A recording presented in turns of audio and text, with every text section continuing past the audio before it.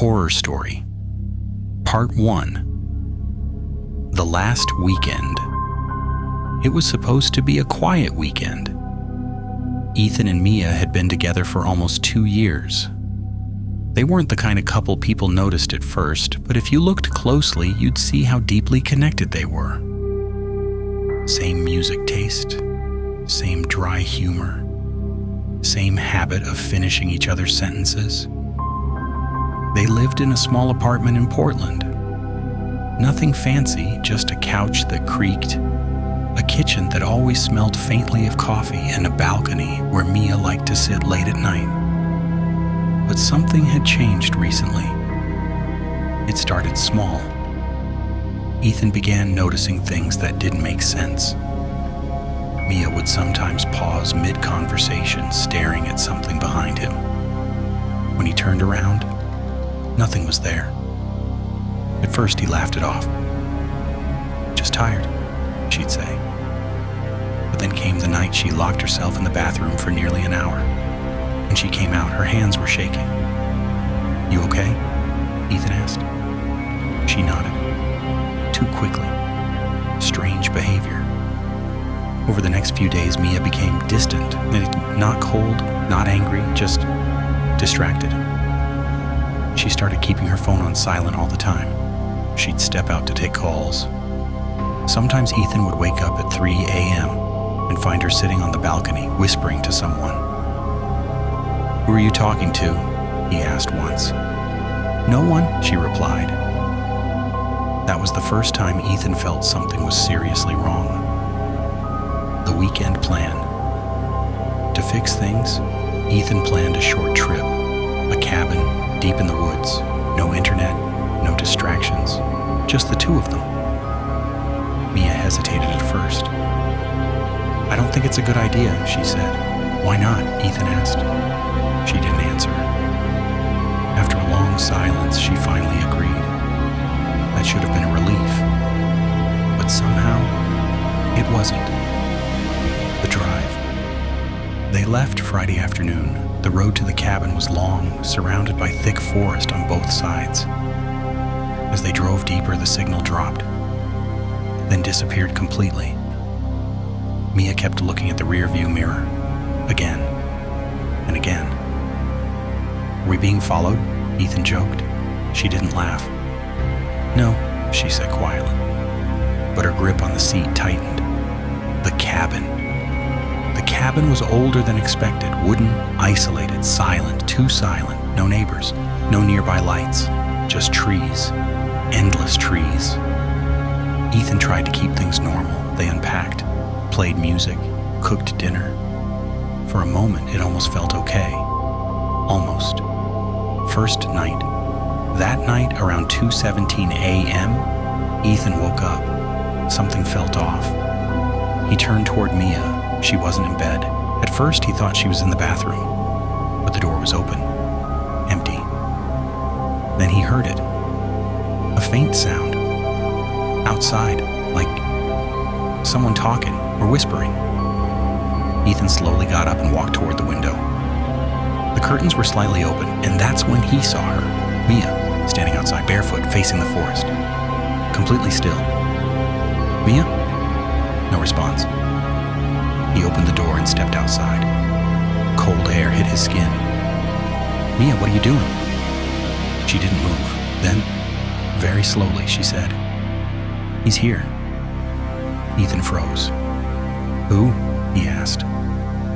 Mia turned her head slightly, but not fully, not like a normal person would, just enough for Ethan to see her eyes. They didn't look scared.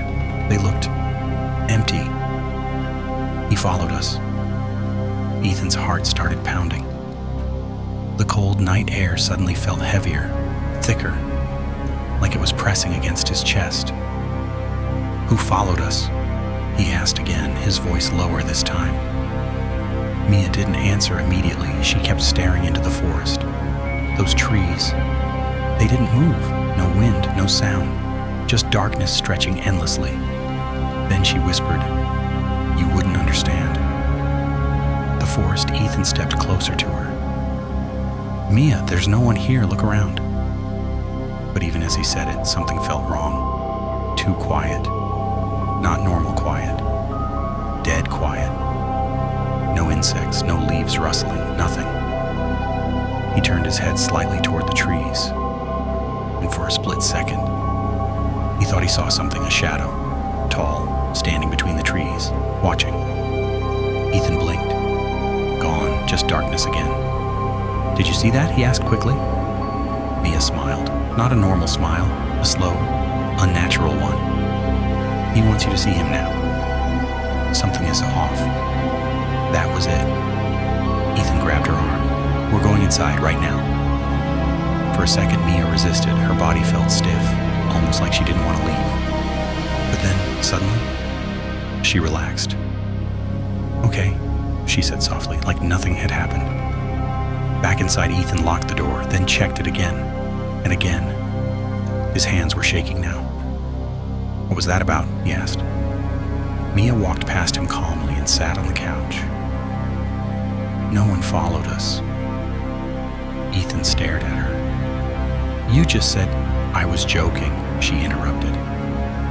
Joking? At 2 a.m.? Standing barefoot in the forest? The phone Ethan didn't believe her. Not anymore. While Mia went into the kitchen, he picked up her phone from the table. Locked. But something caught his eye. A notification. Unknown number. No name, just one message. "You shouldn't have brought him." Ethan's stomach dropped. "Mia," he called out. No response. "Mia." Still nothing. The kitchen. He walked toward the kitchen slowly, each step heavier than the last. "Mia, whose number is this?" Silence. He reached the doorway and froze. The kitchen was empty, but the back door was open. Cold air rushed inside, and from somewhere outside, he heard it again. That whispering. Outside. Again, Ethan stepped out. "Mia?" No answer, just the trees and that feeling. Like something was watching him from everywhere. Then, a sound behind him. Footsteps, crunching slowly on gravel. He turned around. Fast. No one, but then, right in front of him, on the ground, near the door, something wasn't there before. A phone. Not Mia's. Another one, old. Cracked screen. Vibrating. Ethan hesitated and then picked it up. The screen lit up. A video was playing. Automatically. The video. At first it was dark. Shaky footage, like someone walking, breathing heavily. Then, the camera lifted slightly, and Ethan felt his entire body go cold. It was Mia, inside the cabin, earlier that night, standing in the living room. But she wasn't alone. Behind her, in the reflection of the window, someone was standing, tall, still, watching her. Ethan dropped the phone. No. His breathing got faster. This wasn't possible. He was with her the whole time. Wasn't he? The truth starts cracking. Then, he heard Mia's voice, right behind him, very close, too close. "Now you see him?" Ethan turned around slowly. Mia was standing there, but something was wrong. Her face looked different. Not physically, but emotionally, like she wasn't Mia anymore. "Where did you go?" Ethan asked, almost whispering. She tilted her head. Same unnatural movement as before, then said, "I didn't go anywhere." A long silence, then, very quietly, she added, "He did." Ethan couldn't move. His body felt frozen, like his brain was trying to understand something his mind refused to accept. "What do you mean?" "He did," Ethan whispered. Mia stepped closer, too close. Her eyes locked onto his. He's been waiting. The past comes back. Ethan shook his head. "This isn't funny, Mia, stop it." For a moment, just a moment, her expression softened, like the real Mia was trying to come back. "I didn't want you here," she said quietly. Ethan's chest tightened. "Why?" She looked past him toward the trees. because this is where it started. The cabin's secret, Ethan felt a chill run down his spine. What started? Mia didn't answer immediately. Instead, she walked past him, back into the cabin. Slow, calm, like nothing was wrong. Ethan followed her inside. "Talk to me, Mia." She stopped in the middle of the living room, that same spot from the video. Then she said something that made everything worse. "I've been here before." 1 year ago, Mia sat down, her hands trembling slightly now, not acting anymore. This felt real. "A year ago," she said, "I came here with someone else." Ethan's stomach dropped. "Someone else?" he asked. She nodded. "My ex." Silence filled the room, heavy, uncomfortable, but Ethan didn't interrupt. Something told him this mattered. "We had a fight," Mia continued, "a bad one." Her voice started shaking. He was controlling, always watching me, always accusing me of things I didn't do. Ethan clenched his fists.